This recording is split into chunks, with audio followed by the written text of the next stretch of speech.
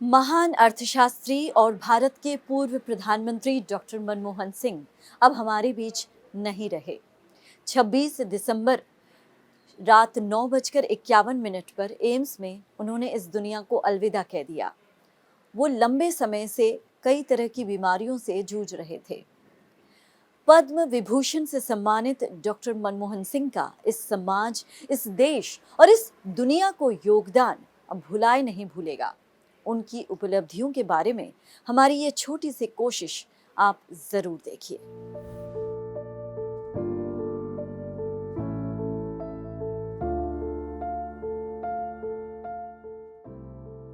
भारत के पूर्व प्रधानमंत्री डॉक्टर मनमोहन सिंह का 26 दिसंबर 2024 को 52 वर्ष की उम्र में निधन हो गया। उन्होंने नई दिल्ली स्थित एम्स में अंतिम सांस ली। एम्स की ओर से इस संबंध में एक पत्र जारी कर उनके निधन की पुष्टि की गई। डॉक्टर मनमोहन सिंह के निधन पर भारत के प्रधानमंत्री नरेंद्र मोदी समेत तमाम राजनीतिज्ञ और अलग अलग क्षेत्र के विशेषज्ञों ने शोक जताया है। मिली जानकारी के मुताबिक 26 दिसंबर को घर में वो शाम को अचानक बेहोश हो गए। इसके बाद उन्हें तुरंत एम्स लाया गया, जहां पर उन्होंने 9:51 पर अंतिम सांस ली। आइए अब उनके जीवन और उनकी उपलब्धियों के बारे में बात करते हैं।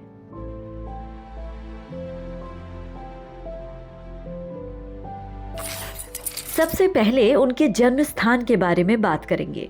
उनका जन्म 26 सितंबर 1932 को ब्रिटिश भारत के पंजाब प्रांत के गाह नामक गांव, जो कि पाकिस्तान में है, वहां हुआ। 1947 में देश आजाद होने के बाद उनका परिवार अमृतसर आकर बस गया। चंडीगढ़ स्थित पंजाब यूनिवर्सिटी से अर्थशास्त्र में उन्होंने ग्रेजुएशन किया, जबकि पोस्ट ग्रेजुएशन उन्होंने पंजाब विश्वविद्यालय से अर्थशास्त्र में ही किया।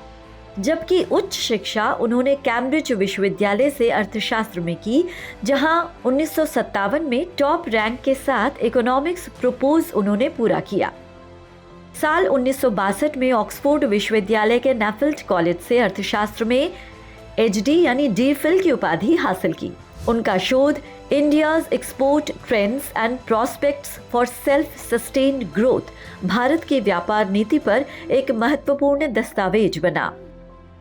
राजनीति में आने से पहले डॉक्टर मनमोहन सिंह ने एक अर्थशास्त्री और शिक्षक के रूप में अपना करियर बनाया। उन्होंने पंजाब विश्वविद्यालय और दिल्ली स्कूल ऑफ इकोनॉमिक्स में अर्थशास्त्र के प्रोफेसर के रूप में कार्य किया। साथ ही आर्थिक अनुसंधान और नीतियों पर गहन काम करते रहे। कुछ समय बाद वो United nation conference on trade and development और वर्ल्ड बैंक से भी जुड़े। अपनी प्रतिभा के दम पर उन्होंने व्यापार और विकास अर्थशास्त्र में अंतर्राष्ट्रीय पहचान बनाई। आइए जानते हैं भारत सरकार के लिए उन्होंने कौन सी सेवाएं दी। मुख्य आर्थिक सलाहकार के रूप में 1972 से 1976 तक उन्होंने प्रमुख आर्थिक निर्णय में योगदान दिया। भारतीय रिजर्व बैंक के गवर्नर के रूप में 1982 से 1985 तक मौद्रिक नीति में महत्वपूर्ण भूमिका निभाई। योजना आयोग के उपाध्यक्ष के रूप में 1985 से 1987 तक भारत की आर्थिक योजना में योगदान दिया। 1991 में डॉक्टर मनमोहन सिंह ने भारतीय राजनीति में कदम रखा। ये वो वक्त था जब भारत तमाम आर्थिक संकटों से जूझ रहा था। ऐसे में तत्कालीन प्रधानमंत्री पीवी नरसिम्हा राव ने उन्हें वित्त मंत्री नियुक्त किया।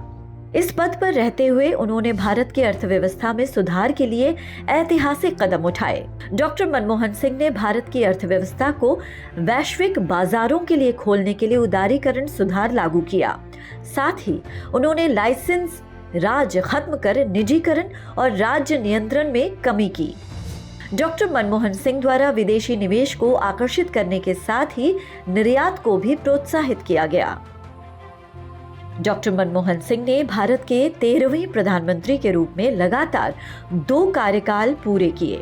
पहला कार्यकाल 2004 से 2009 तक था और दूसरा 2009 से 2014 तक रहा।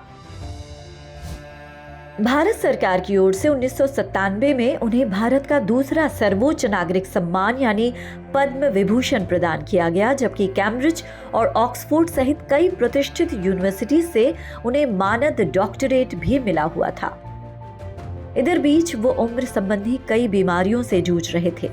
26 दिसंबर को घर पर बेहोश हुए और उन्हें नई दिल्ली स्थित एम्स में भर्ती कराया गया, जहां उन्होंने हमेशा के लिए दुनिया को अलविदा कह दिया। पीटीसी परिवार की ओर से डॉक्टर मनमोहन सिंह को शत शत नमन। Bureau input, PTC news, Haryana.